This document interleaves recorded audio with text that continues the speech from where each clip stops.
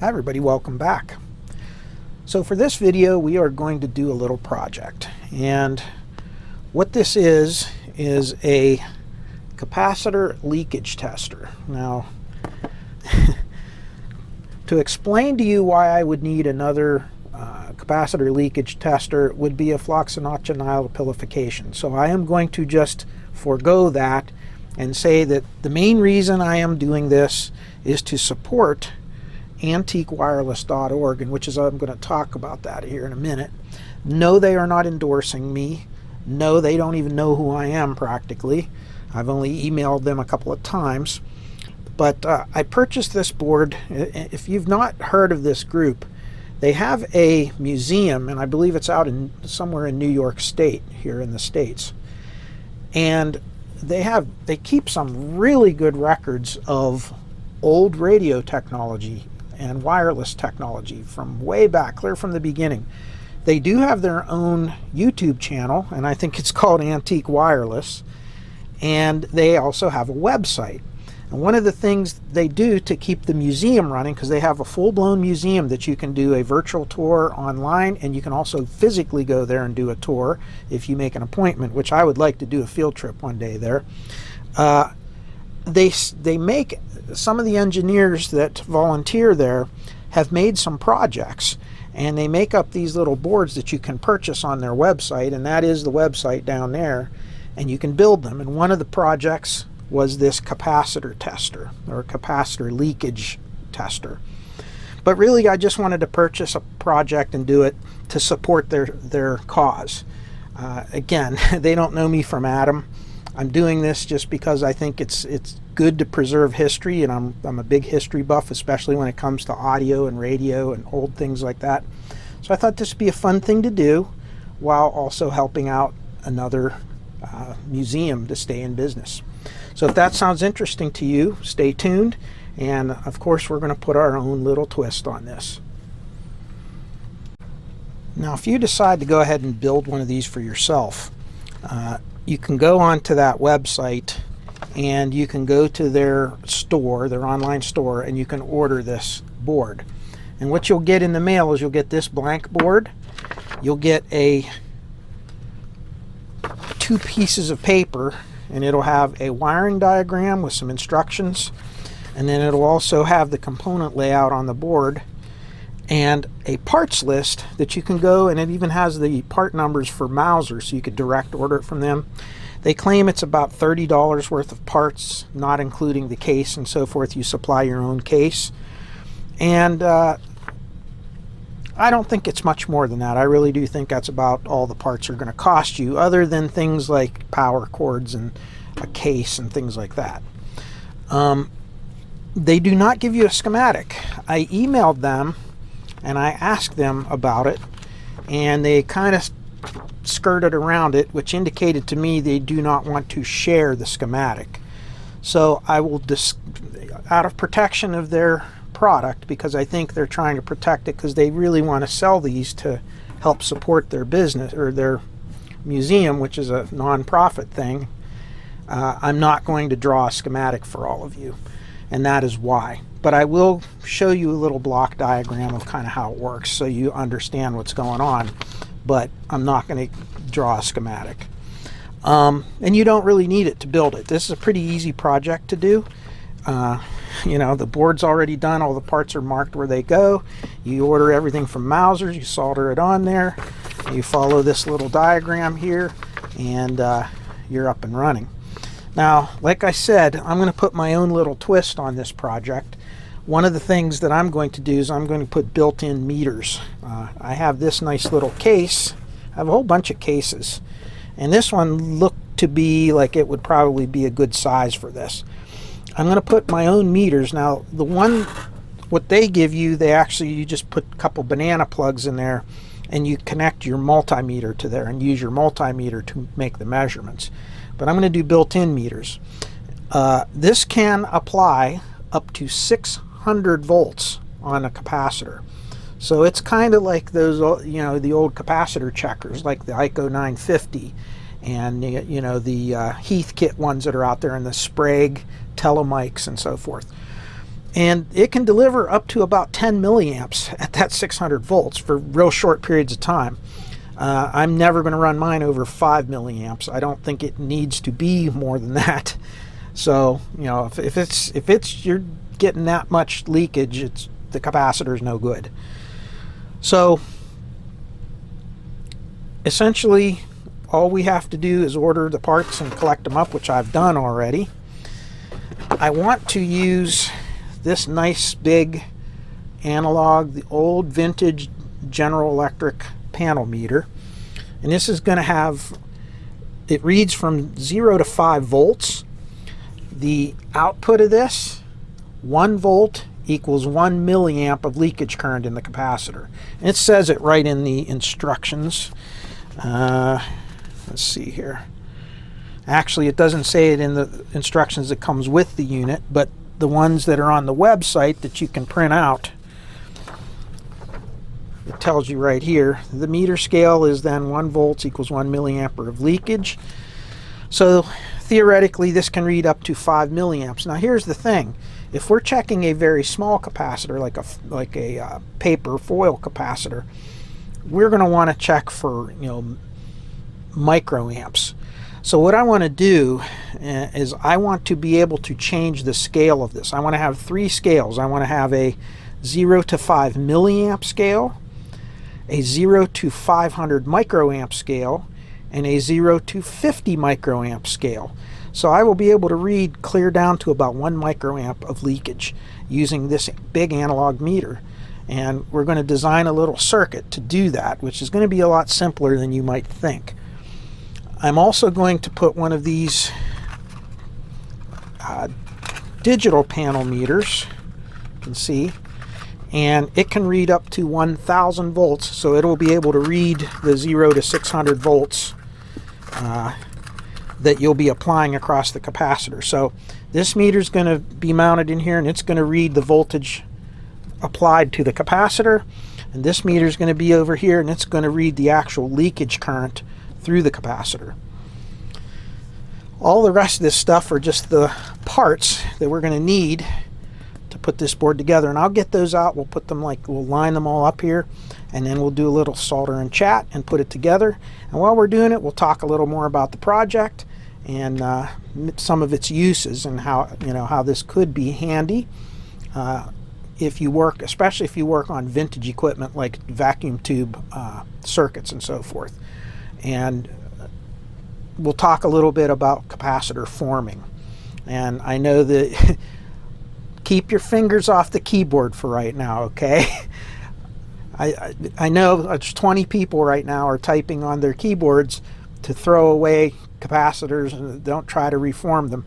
I'm talking about something totally different. So we'll get into that here in a little bit. Just then you can type, I promise.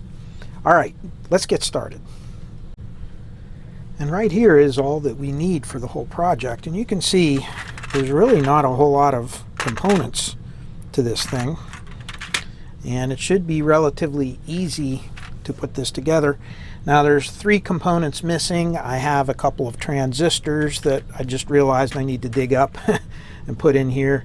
And I have a DP-DT toggle switch that I don't have in here yet because I have to go and dig through my stash here and see if I can find one, and if not, I'll have to order one. I think I have some somewhere, but I just need to look around. But that's it. We're ready to start. Okay, let's start putting this together, and while we do it, we'll talk a little bit about how this thing works. As I said before, I'm not going to do a schematic out of respect for, I don't think Antique Wireless wanted to give the schematic out, because I think they want to make sure that you buy this board because it kind of helps their cause and helps their nonprofit museum. So I'm going to respect that.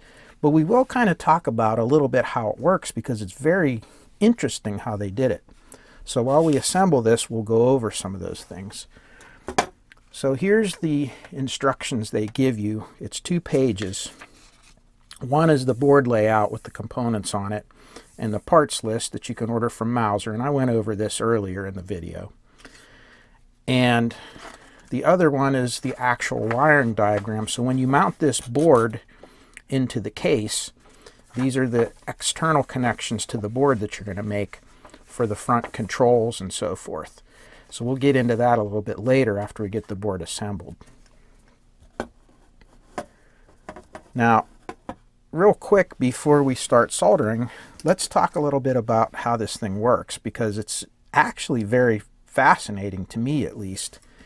And that is, it kind of revolves around this little transformer, and this is made by Hammond.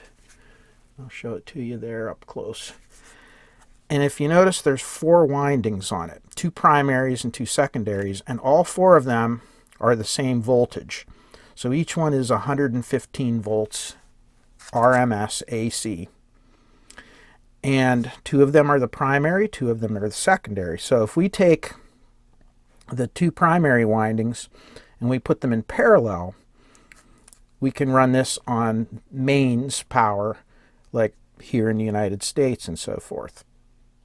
If you put them in series, of course, then you can run it on mains power overseas, like in Europe and so forth.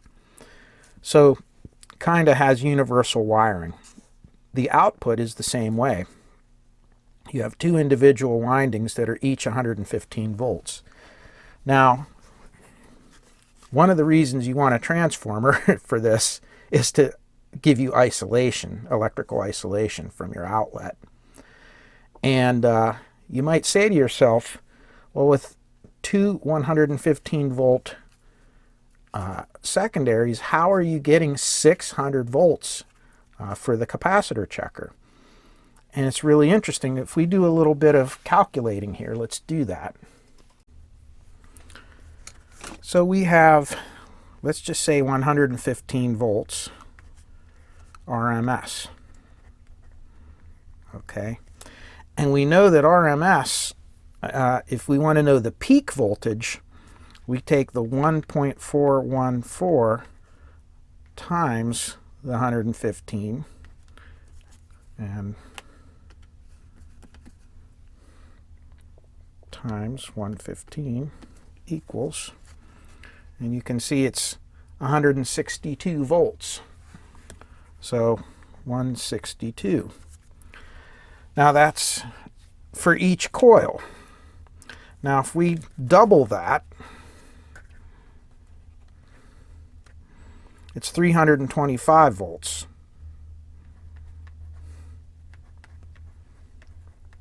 Right? So once again, how can we get 600 volts? Well, if we rectify these 2 windings full wave and you don't put any load on it, the no load voltage will be 162 volts. And if you times that by 2, the no load voltage across the filter capacitors of your power supply would be 325 volts. But that's still not enough. But instead of using a full wave rectifier, what if, since these are each individual windings, what if we used a voltage doubler circuit? If we use a voltage doubler circuit, then each side would be 325, and that would give you a total of 650 volts, right?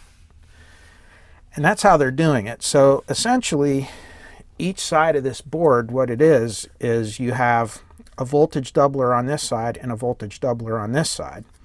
And then those 2 doubled voltages, remember, they can't deliver much current because this is only a 6 VA transformer, which is going to be about 25 milliamps is the most you can get out of this thing at under full load.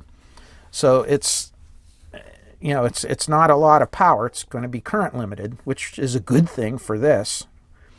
And so you have your 2 doubled circuits. So at this point and this point, you're getting 325 volts out of each side.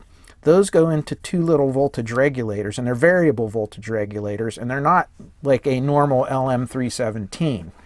They're using a specific component for this with some pass transistors.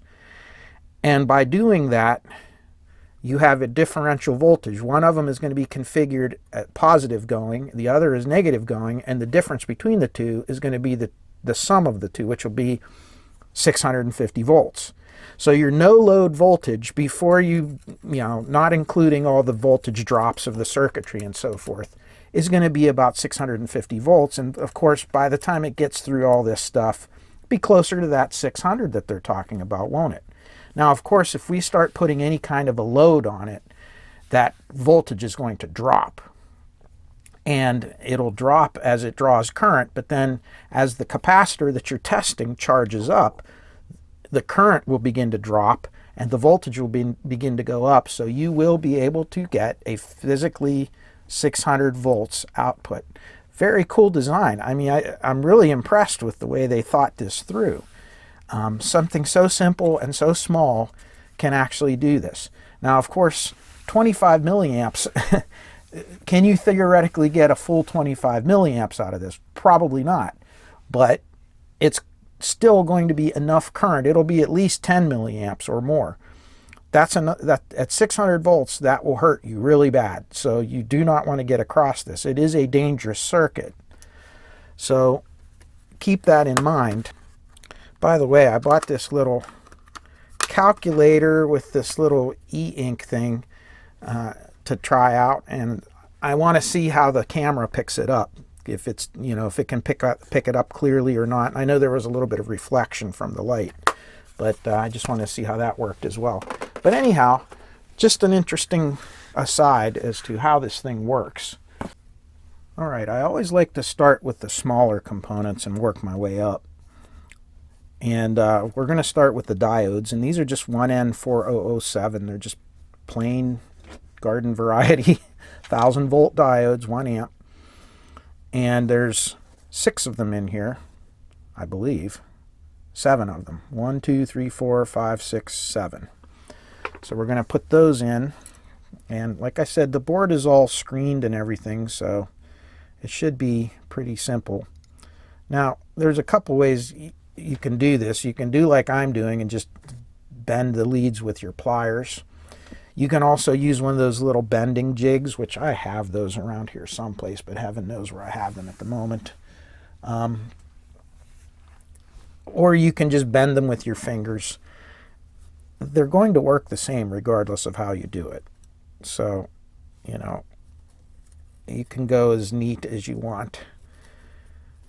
And if you get used to it, you can usually guess. You can eyeball it, and you can see. You can get it pretty close just using a pair of pliers. You don't need a special bending jig if you don't want one.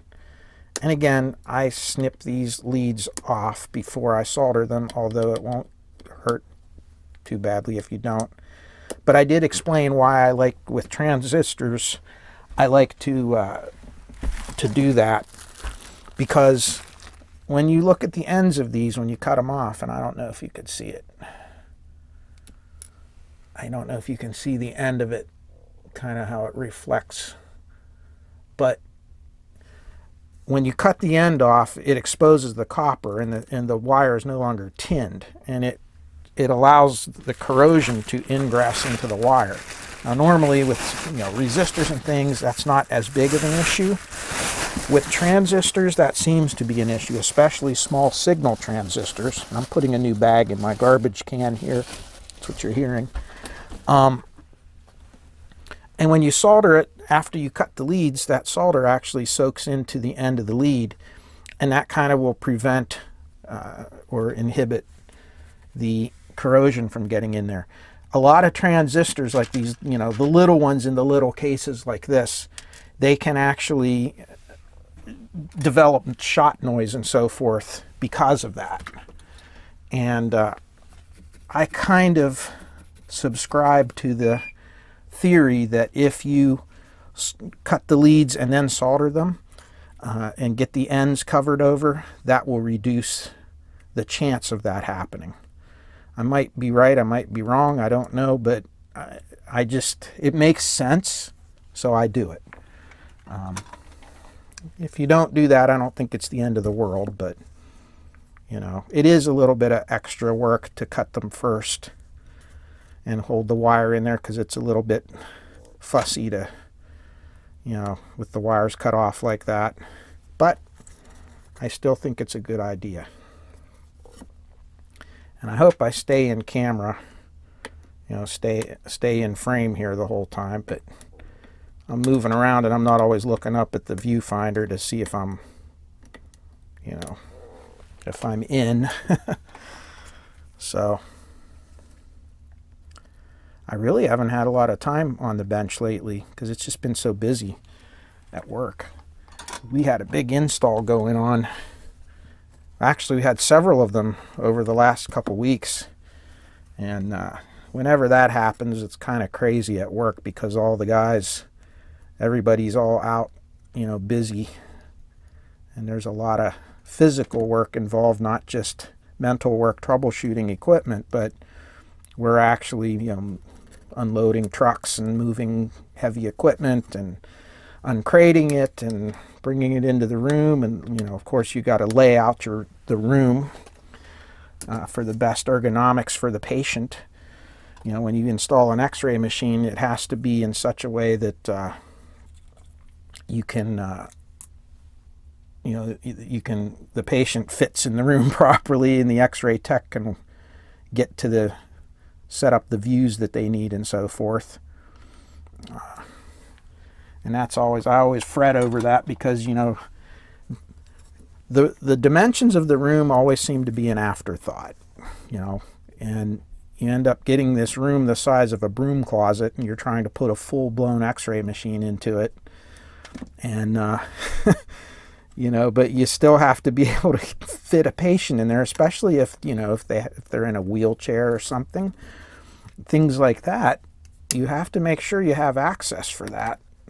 So that quite often we'll have a professional set of drawings done, but when you get the room actually in there and laid out, you kind of realize maybe it doesn't work as well as it did on paper, and you kind of have to make some changes on the fly. And we do that sometimes.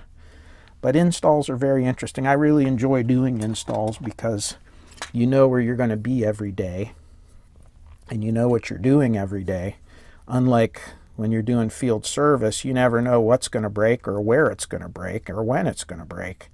So your schedule is just kind of dependent upon how things break.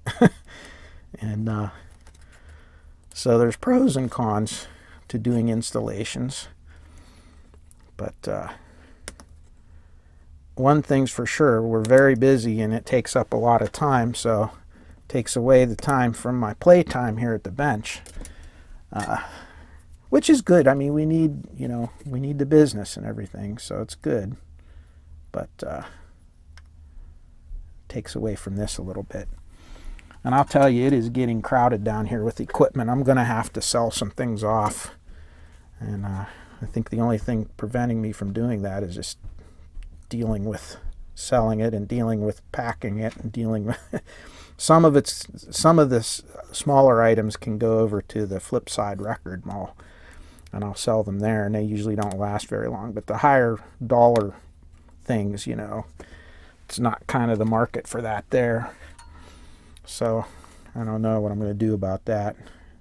Maybe go on eBay, but I hate dealing with eBay or selling on eBay because it's not that eBay's bad, it's just that you have to go through all the hassle of the shipping and all those things. And it's just, I don't have time for it. If I was retired and I had more time to deal with things like that, you know, I thought maybe my kids could do that, but, you know, they're in college and not around, and they're very busy too. It just makes it difficult. So you end up not having time to do that either. But one of these days, and I assure all of you, I've been asked many times, you know, where I sell things and if I'm selling things. If I do, I will announce it like I'm doing right now, you know, kind of I'll give you an update. And when things start actually getting posted up there, I'll let you all know if you're interested in some of those things, because I just need to thin the herd here. I want to make more room to actually work on equipment and things, you know, and to better organize my parts stock and things like that. All right, there's the diodes. Let's do resistors now. And time for Tony to take his glasses off. You know, one of you viewers suggested to me, you know, these are progressive lens glasses. And suggested that I get a second pair of glasses that are designed for bench work, and that he had done that, and it worked out really well for him. And that is an absolutely brilliant idea. I never thought of that. In other words, get them, that the focal zones are set to up close, and in lieu of the distance vision, it's all intermediate vision and so forth. So you can look up at your equipment and see the test equipment, and you can look down when you're close to a circuit board or something and see that as well. I think that's brilliant, and I am going to do that. I'm absolutely going to do that. Now, one of the things I noticed about this board is they put the identifier for the part number, like R7 and R2 and R3. You can see all that in there. But what I don't see is what the component actually is. So that's why I went into here and I wrote what all these components are. So for instance, R3 is not used on this board. It's an option. And R6 is the same way. It's an option. It's not used wherever it is on the board, right there. So things like that, it's good to, I just take notes. It makes it a lot easier. So these first two resistors that I have, let's see here, they're these are the 6.8K resistors, and 6.8K is going to be blue and gray, and this is a 5-bander, so it's going to be black for the 0, and then it's going to be, I think, red for 2 more zeros. So brown for 1 more 0. So it's 6800. I don't know if you can see that. And then the last band signifies that it's 1% tolerance. These 5-band resistors are hard to read sometimes. At least for me they are. So 6.8K is going to be R8 and R7. And we're going to put those in right now into those positions. So here's R7. Let's see if I bent it incorrectly. There we go. Pop it in. Straighten it out a little bit. That's what happens when you eyeball and don't use a bending jig, but that's okay. All right. And then we'll do this one. I keep going off camera. I keep forgetting. All right. And we'll do this one here. So yeah, this is going to be a fun little project.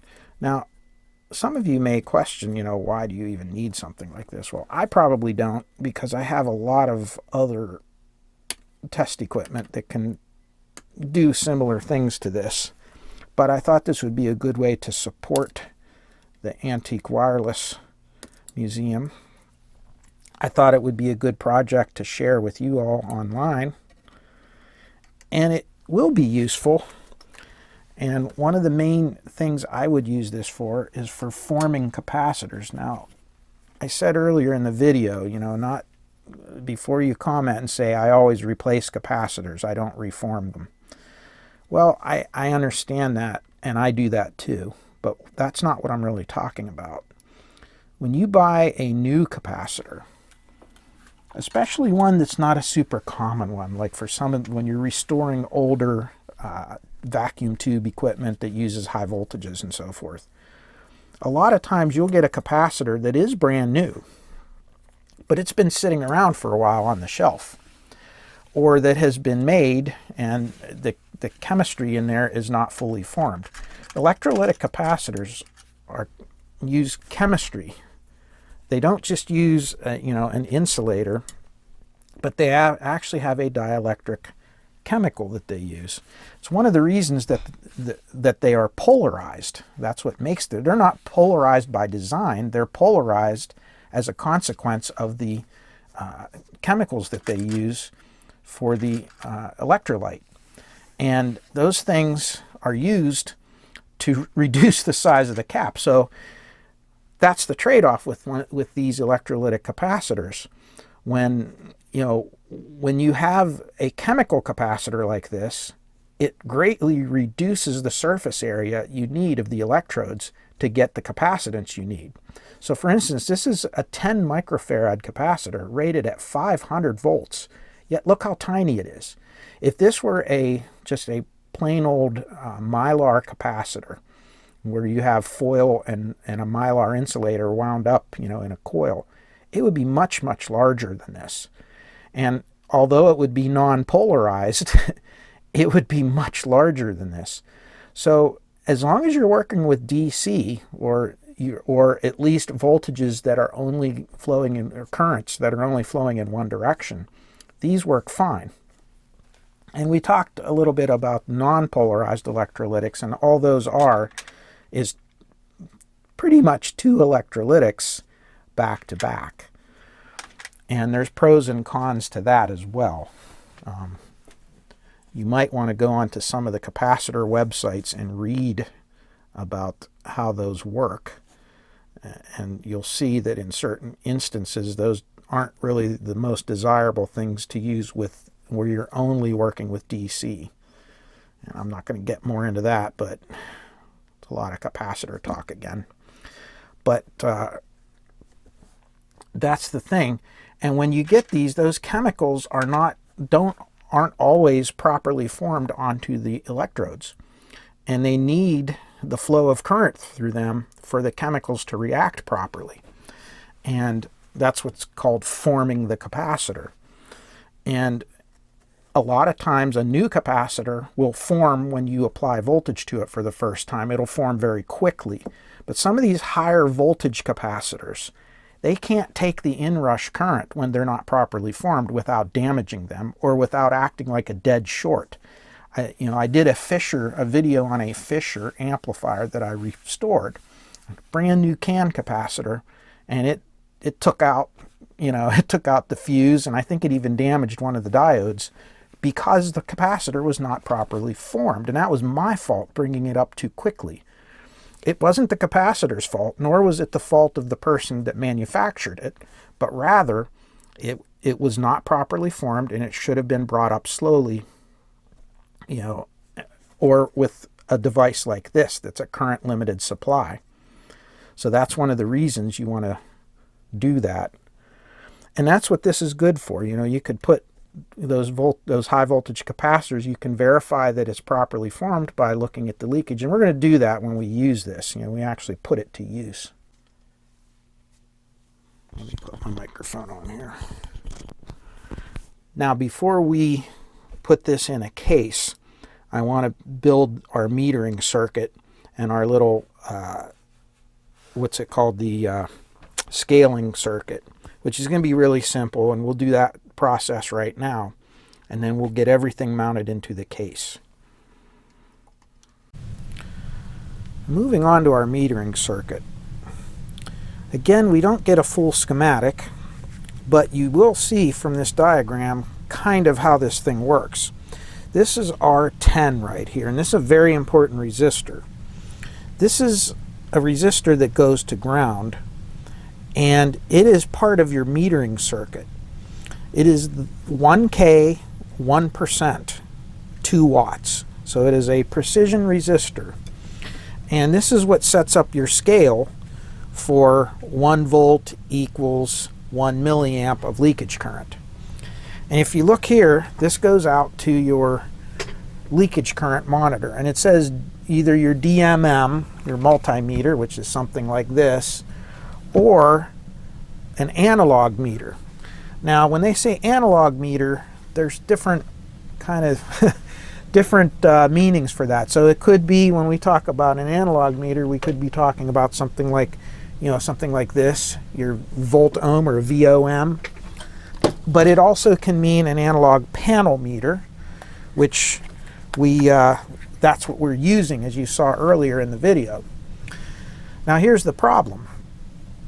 This type of meter has a very high input impedance. In other words, anything you connect to these 2 ports here, which is your volts in, this is only going to put a 30 mega ohm load across whatever you put across it. So it's a very high input impedance.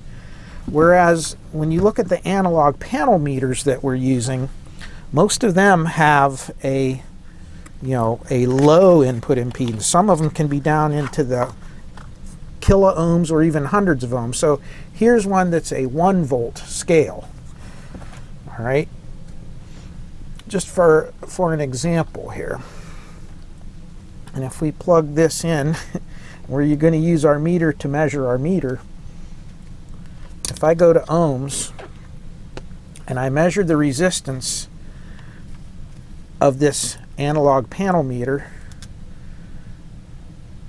it's a 1.1K load.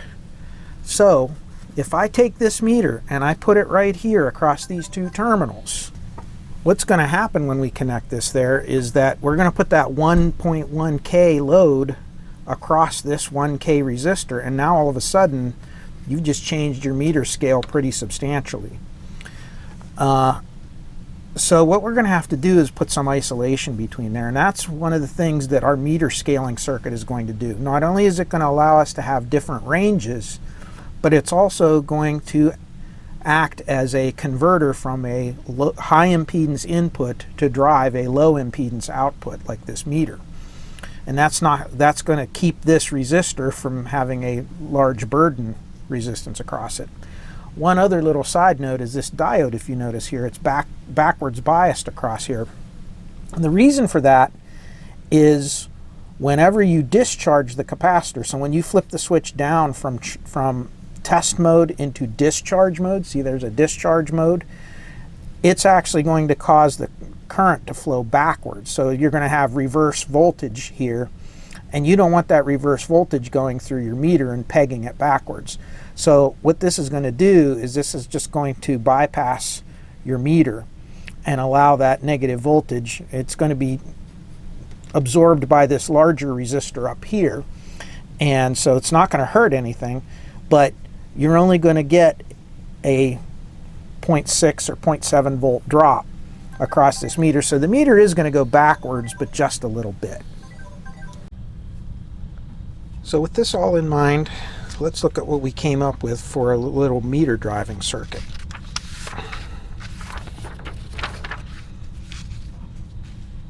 And let me zoom in. So here we go.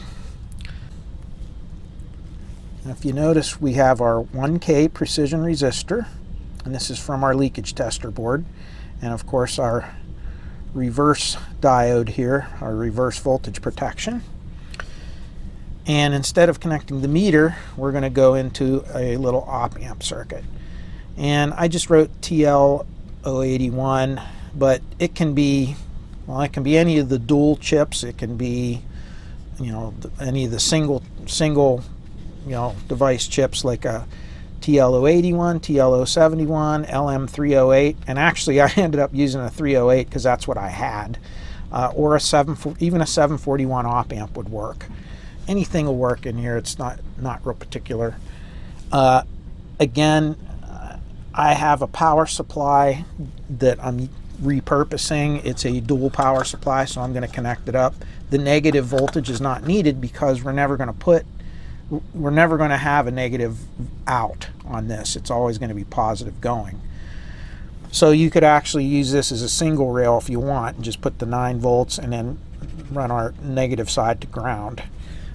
And configure it that way. It doesn't matter. This is a very flexible circuit, and it's a very basic op-amp. What you see here is simply just a switchable, you're switching 3 different resistor networks for the feedback to change the gain.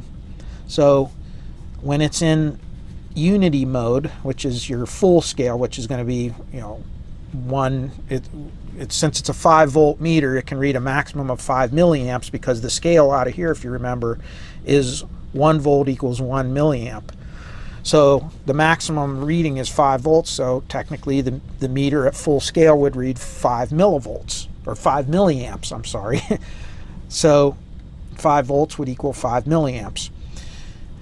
And in order to put this, and essentially what we're doing is we're just taking a single 10K resistor and we're tying it between pin 2, which is your inverting input, and your output, which is pin 6.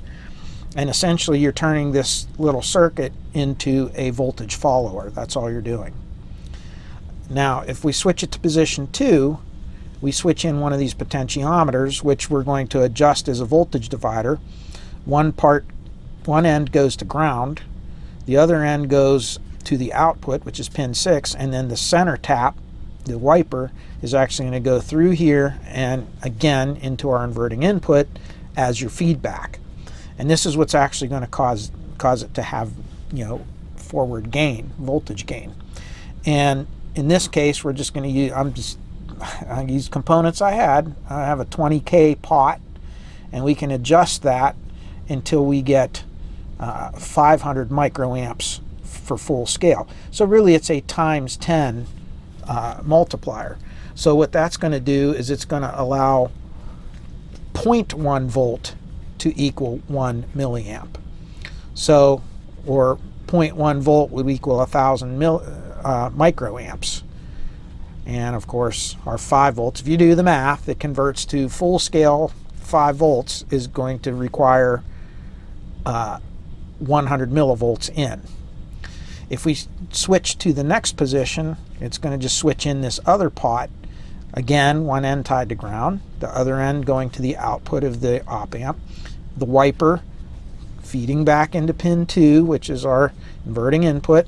And once again, we're going to set the scale to be 10 millivolts equals 1 milliamp.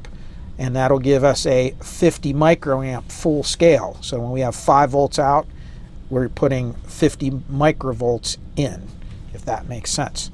So all we're doing is just changing the multiplication factor of this little op amp circuit. Works very well. This can drive a low impedance output, so it has no problem driving the analog meter movement, even though it has a low impedance coil. And it has a high impedance input, so it's not going to add a burden to this 1K precision resistor. So that's going to allow this meter circuit to work perfectly. And that's all this is. And we'll see that when we look at the actual circuit. So now that we have the board assembled, we have our little circuit, let me put this together real quick onto a proto board and get my little power supply that I have. And like I said, I'm repurposing a power supply board that I made on a proto board and one of those little toroid transformers. And we're just going to use it. And I have to add another 5-volt regulator to that board so that we have our 5 volts to drive the meter. Remember this digital voltmeter that we're going to use to measure the volts that are applied across your capacitor that you're testing. And it needs a 5-volt power supply to run it. All right, let's put it together and we'll be right back. All right, we have everything mounted inside the case now and wired up. And let me go over with you a little bit that you may not have seen yet. So here is the little module that we built. And it's extremely simple. It's just built just like the schematic we just went over. And here's your 2 pots for your 500 microamp and 50 microamp range. And of course, the 10K resistor here for unity gain for the voltage follower mode is right here. And then this is just a little 1 meg resistor going across the input. It really doesn't need to be there because the input impedance coming from this board over here is 1K ohm, 1,000 ohms. So this is really doing nothing, and we could probably cut it out. I had it in there for testing purposes because you really have to have some kind of an impedance across the input to keep the meter circuit from going haywire. So let's clip that out because we don't need it anymore.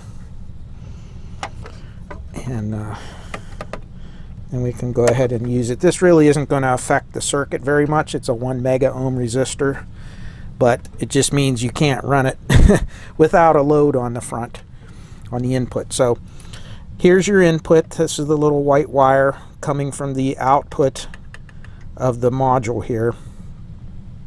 Here's our 3 power supplies. And over here is a little power supply, and this is kind of a repurposed thing that I added a little bit onto it. We needed the 5. This had plus and minus 9 volts.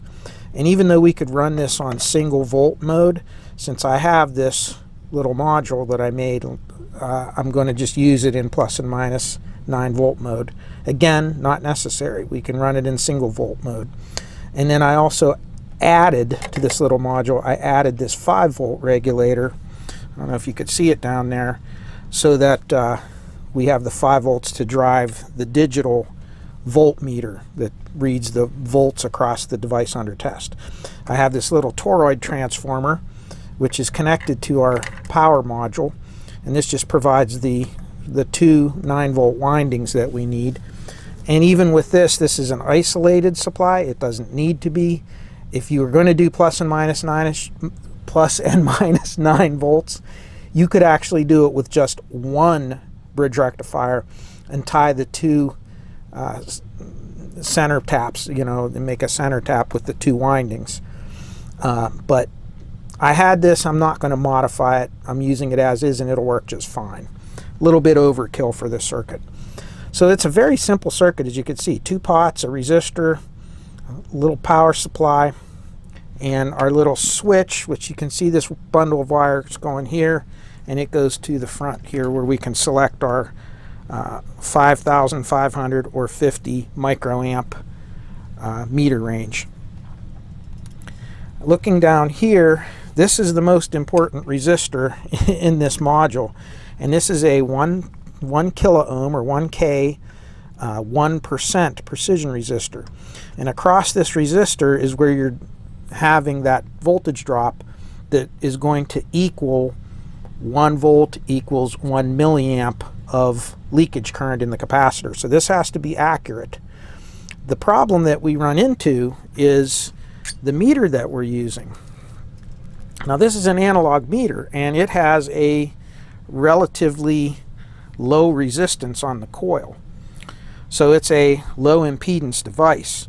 Now this circuit is really designed to plug your multimeter into here across this. And as such, what it's going to do is this and the meter coil are going to be in parallel, and it's going to throw off the scale really bad. So that's why we have this little module, because like I explained, that's going to allow this to see a high impedance input to drive the low impedance output of this meter back here. So everything works good, I think. We're going to test it out, and I have a meter connected here, and this is an amp meter, and I have it in series with my power resistor decade box, or resistor substitution box, I should say. And I have it set to its highest resistance, which is 15K at 20 watts, which is plenty of power. And we're going to start out by just seeing if the circuit works without our meter scaling. In other words, if the voltage follower circuit is working. So let's plug this in. Let's turn it on. All right. So far, so good. And what I'm going to do is I'm going to back you way out here, get everything kind of in view, and let's start turning the voltage. Let's put this into test mode. And you can see it's putting about 3 volts out. And let's crank this up now. And you can see that it's saying 500 milliamps, and right there's 500 milliamps, because remember, 1 volt equals 1 milliamp. I'm sorry, 500 microamps. Forgive me. So we're reading 0.5 milliamps, which is 500 microamps, and that's what this is. If we go to 1 milliamp right here on the meter, you can see 1 milliamp. So our voltage follower circuit is working perfectly. And how are we reading this? Well, what we're doing is we're putting this resistor across this terminal here, and we are simulating a leaky capacitor by putting a resistor in there. Now, of course, 15 kiloohms is a very, very high amount of leakage for a capacitor, but that's good for testing our high range. So we can see we can go all the way up here, 2 milliamps of leakage, and there we go. Let's go to 3 milliamps, 2.97, very close. 4 milliamps, 3.99, that's right there, and there's all the way up to 5 milliamps. So we're very close here with our meter. Okay, now here's the thing. To go to the next scale, we are going to switch to here. And you can see the meter becomes much more sensitive. And let's see if we go up to 300, you can see we're dead on. Now, if this weren't dead on, I pre-adjusted this using a voltage source. And if this were not working properly, we would just adjust. Let me see if I can loosen my camera mount here. We would adjust this pot right here until this meter matched this meter. Because this meter is the actual reading in the circuit, because it's, as you can see, it's in series with this power resistor. So far so good. Now what we're going to have to do is shut this off, and I'm going to put another resistor substitution because this one doesn't go up high enough. And I have a 1 mega ohm resistor selected, see? So this is times 100K, and it's 10, so that's 1 mega ohm, and all these are set to 0. So we're going to turn that on. Let me move this out of the way here. Turn this on, and we're going to move now over to our 50 microamp range. All right, and we're going to have to switch this meter to microamps as well. And you can see I have just a little, about 10.5 microamps, and look at that, right in between 10 and 11. And if I go up 15 microamps, 20 microamps, 30 microamps, 40, and all the way to 50. So all of our meter scales are working properly. So it's good. We can now go, let's test some capacitors. Okay, we have a new old stock Mallory 60 microfarad 450 volts. I've had this thing for a really long time. I've just never used it. So let's connect the minus and the plus. And this is good for up to 450 volts. Let's turn this on. I have the power turned all the way down. So turn it on and turn it up. And you can see how that meter jumped. And we're on the 5 milliamp scale, so this is the highest leakage scale. And if we go up, you can see as it charges, and then it should drop. You can see we're drawing about 3 milliamps of current right now at 126 volts. So that capacitor is now forming. And this is what I'm talking about. This is an old capacitor. It's never been used. It's brand new, but being that it's old, you can see how much leakage that capacitor has. You can see it's slowly going down as the capacitor forms. And this is with only 100 volts. This is a 450 volt cap. You can see it's not dropping now. And little by little, it'll go down. And the voltage should probably climb up a little bit as the current goes down because it's charging.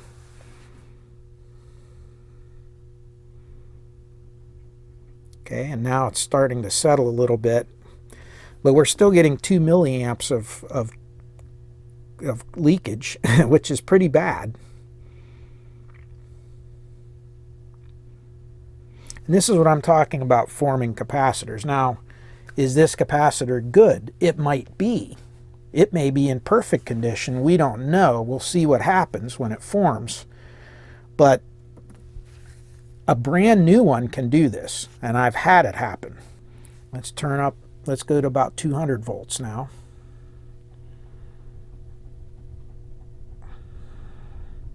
Actually, you'll go down a little bit. 180. You can see, once again, this is taking time. So I'm going to leave this sitting here, and we'll wait till it goes down, and I'll let you know how long it takes, if it even goes. Okay, it has been exactly 20 minutes, right on the button. And this capacitor is actually warm now. Not, hot, but above room temperature. I did not touch the knob here, the volts adjust, and it went from 180 up to 255 volts. And we dropped from, up, above 2.5 milliamps down to, we're under 1 milliamp now. But it is still forming. And it may not go any more than this, in which case this probably would not be a good capacitor. Because even at half of its rated voltage, you have all, 3/4 of a milliamp or 750 microamps of leakage, which is still pretty high for that type of capacitor. And we can actually look that up. There's actually a chart where you have typical leakage currents based upon capacitor values, and we'll see if we can find one of those tables and put it up on the screen here. But I'm going to let it keep cooking. I'm not going to move anything. We're going to see if we can actually get this down around 200 microamps or less. That's pretty much where you're going to be with an electrolytic capacitor of this variety. I don't know if this one's going to do it because it's old. And like I said, this is an example of it. We're going to put a newer capacitor in here next and see the difference. Okay, it's now been about 28 minutes, just under half an hour, and you can see it's dropped. That is a respectable level, I think. And we'll look at it a little more in a minute. So let's bring this back up and see it's dropping a lot more quickly now. And we'll get up to about 350. Maybe a little less. And I don't want to peg my meter here.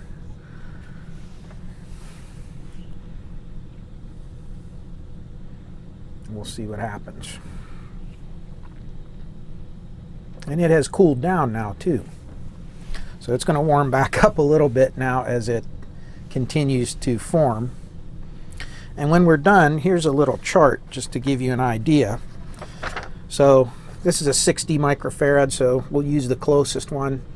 50 microfarads at 450 volts. And if you look, you should see about 1.4 milliamps of leakage in a typical capacitor. So when this gets up to its full 450 voltage, we should have somewhere around 1.4 milliamps or less for it to be considered a good capacitor. Now this isn't for all capacitors. The ultra low leakage caps, which there are such things, will have a different characteristic, but a standard cap like what we're looking at, when this drops, it should settle somewhere a little over 1 milliamp. So let's give it another little bit of time and see if it does. So it's been about 40 minutes or so, and you can see we're up to right around 450 volts. And if you look at this chart, at 50 microfarads, you should have somewhere around 1.4 milliamps of leakage current on a typical capacitor. And at 100 microfarads, it goes up to 2.5. So really you should be, you know, around 1.7, 1.8, something like that, I would say. You can do the interpolation if you'd like.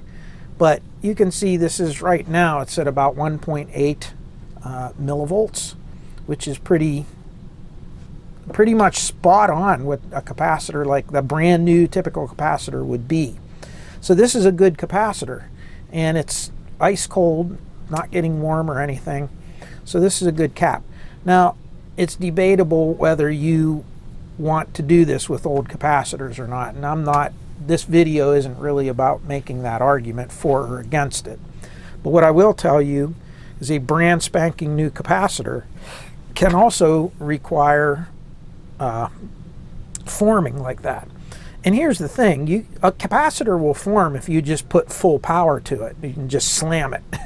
But what happens is sometimes that current is so high it can either damage the capacitor, or worse yet, it can damage the circuit that you're connecting it to. So if you had this capacitor before we formed it like this, and you put it into a vacuum tube amplifier with a vacuum tube like a 5U4 rectifier tube, that current, that really excessive current at the beginning when it's forming, would be so high it would possibly damage your rectifier tube or your rectifier diode. It could also, in extreme cases, damage the transformer. So it's always good to bring a capacitor up slowly. Now you can do that by using a variac or a dim bulb or something like that, and use your amplifier to form the capacitors, or you could do it this way. The other thing that's nice about this is this will ensure that the capacitor will not have leakage when it's under its full voltage. As you noticed, as a capacitor changes, as it forms, the leakage goes down. So you don't really know where it's going to settle unless you put actual current through it. So a lot of the devices I have that you've seen on this bench, the capacitor analyzers and the capacitor leakage meters and the ESR meters, which is a completely different thing. That's series resistance, not parallel resistance. But anyway, none of the low voltage testers like that, they all just put a very tiny voltage on there. None of those are going to tell you whether that capacitor, where it's going to settle when it's under full load, or if it is even going to be capable of reforming, or if it's just shot and wore out. You just have no way of knowing unless you put full power to it. So that's what makes this a really useful piece of equipment, and it's exactly the same idea as the capacitor checkers of old, like the ICO 950 and the HP and the Sprague Telemic series and all of those. They all do the same thing, and that is they apply a current limited full voltage to the capacitor and measure the leakage. And you can actually watch, so you could do this same thing using the eye. You don't know how many milliamps of leakage or anything, but you can do this same thing using the ICO 950. So that's why I said this is really a redundant piece of test equipment for me, because I have an ICO 950 that will do this same thing. And you can see running this capacitor at about 400 volts, you're down to 1 milliamp, which again, if this were a 350 volt cap, they would want 1.1 milliamps. So this capacitor is in excellent condition now. It wasn't when we first connected it up, as you can see. Okay, here's a brand new capacitor. It's 47 microfarads at 450 volts. So that's close to 50 microfarads. So this one should settle at about 1.4 milliamps of leakage current. Now it's a brand new capacitor. Again, it's been sitting on the shelf for a while, but this one has a much newer build date on it, and I don't know if there's a date code on here. I don't know what that A17 means. Maybe this is 2017 or something like that. Certainly much newer than that Mallory cap that we had. So let's turn the test on, and let's bring it up. And you can see how fast it drops.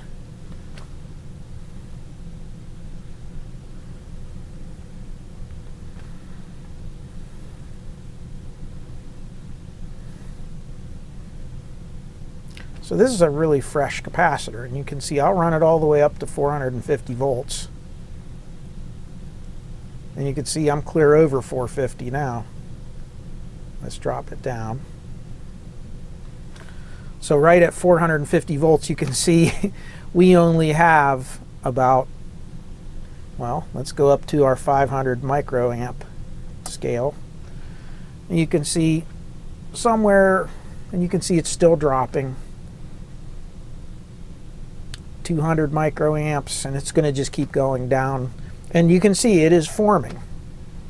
But it wasn't nearly as bad as that Mallory cap from the early 1970s, which, let's see what this says.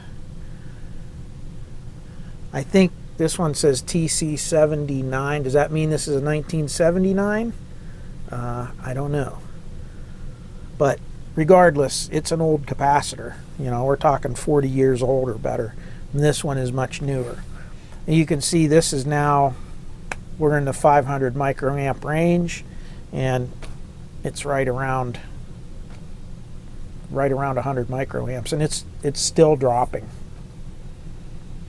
So that's the difference between a new cap and an old cap. But if you notice, it is forming a little bit, and you can see this will keep dropping. But this one, I would say, if we would have connected it to an amplifier and just powered it up without bringing it up slowly, it probably would have been okay. It would, because it formed so quickly. Okay, now let's see how this thing works on an old foil capacitor. And this thing is 0.05 microfarads at 600 volts, so we should be able to put the full 600 volts across it. Now I have the leakage set to the 50 microvolt range, because you're going to see, even though this is a very old leaky capacitor, it's still going to not leak anywhere near what an electrolytic does unless it's shorted, and some of them do get like that. So let's see where we are. So we'll bring this up. And you can see at 125 volts we already have 20 microvolts, or 20 microamps of leakage. And the further I go, the more it's going to leak. You can see it. We're only at 200 volts, which is a third of the way up, and we're already getting ready to peg the meter at 50 microamps of leakage. Now, here's the thing. Let's look at a 0.047 630 volt modern Mylar capacitor.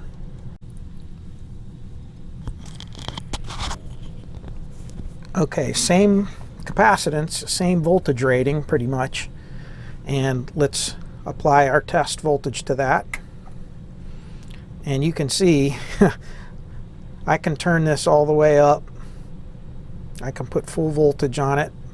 There's 576 volts, and you can see there is almost zero leakage whatsoever on it. And that's what a film capacitor should act like.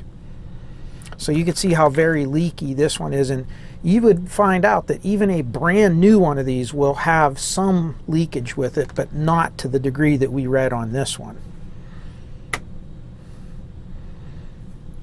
Now let's check another cap. Okay, here is a Marbolite impregnated, whatever that is, 0.1 microfarad 200 volt capacitor.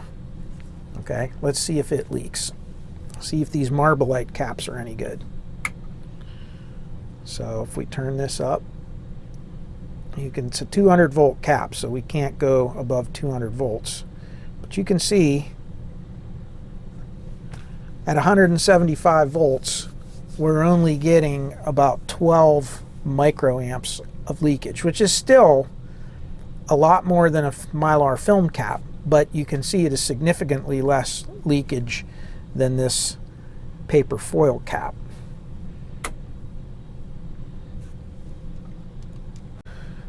Okay, here is an American condenser company, Chicago, Illinois. This is a dry electrolytic cap, and it's 1 microfarad at 50 volts. And these dry electrolytics quite often will hold up very well over the years. So let's connect it. Okay, so there's the positive, there's the negative. And this is only a 50 volt cap, so we can't turn it up above 50 volts. I'm going to start at my 500 5,000 microvolt range. Turn this on, and you can see we'll bring it up to about right about there. You can see there's very little, and you can see it is dropping big time. So we're down to 300 microvolts. And again, this one is 1 at 50. So if we look 1 microfarad, 50 volts, it should settle somewhere around 0.1 or 100 microamps. So if this is a good capacitor, it'll settle right around here. And you can see it is forming a little bit. I'll turn it back down a little.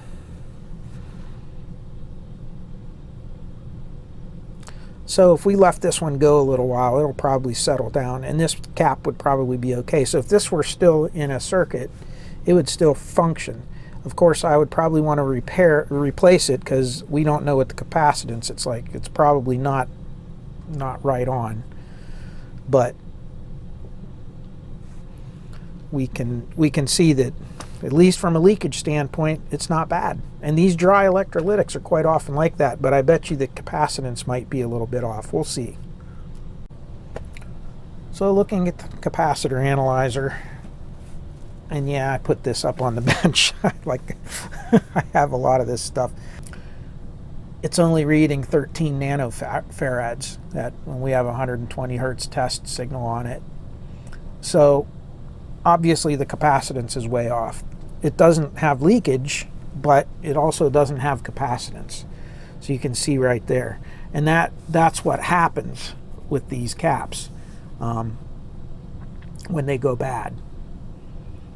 So they can not, so that's why you have to test multiple things. So the leakage tester doesn't tell you if the capacitor is good or not. It just tells you if the capacitor is leaky or not. You still have to check the capacitance, and you still have to check the ESR. All those things come into play here, and you need to test all of them to know if the capacitor is working within its parameters or not. So there's not just one test. You can see with the proper capacitor in there, we have, it's 0.047, and it's right spot on 47 nanofarads. And if we put the other capacitor in, that foil one, again, it showed a little bit of leakage, but you can see it's reading high. Instead of, what was this, 0.05, so instead of 50 nanofarads, it is reading 80 nanofarads. So again, this capacitor is bad. It's the wrong capacitance, and it is leaky. And just in case you were wondering, you can see now that this capacitor's, been on the power supply and so forth. It's a 60 microfarad. It's reading 71, and that's normal for this era, because a lot of these are plus 20%, minus 10%. And most of them were over, higher rating than their original rating. So that is well within what I would expect. ESR is only 1.14 ohms. And of course, that's at 120 hertz. And yes, we measure ESR at 100 kilohertz, but again, this is what the capacitor would see when it had just a normal mains frequency, power supply on it. And comparing that to the brand new capacitor, you can see it's right on 47 microfarads, and that's what it's rated at. A little bit higher ESR. So once again, you can see they're both good capacitors. So this cap now is perfectly usable and could be used, and it'll probably last a pretty long time.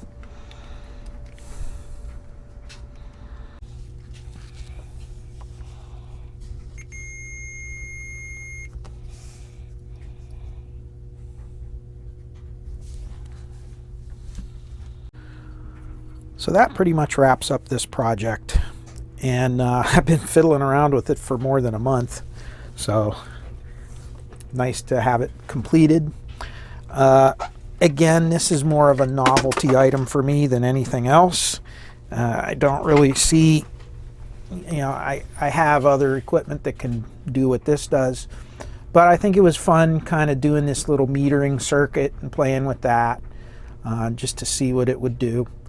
And you can tell it is useful, as you saw from the video, although again a lot of the older capacitor checkers can do the same thing that this can do. But anyway, we're going to wrap this one up. I have some other really fun things coming to go on the bench. I have a really nice piece of audio equipment I can't wait to get up here. I think it's going to arrive shortly, so that might end up being the next thing on the bench, but I'm not sure. But until then, I wish you all peace, joy, happiness, and good health in your lives. I thank you all for coming along for the ride and for the comments and for everything. And I wish you all well, and we'll see you again real soon. Take care. Bye-bye.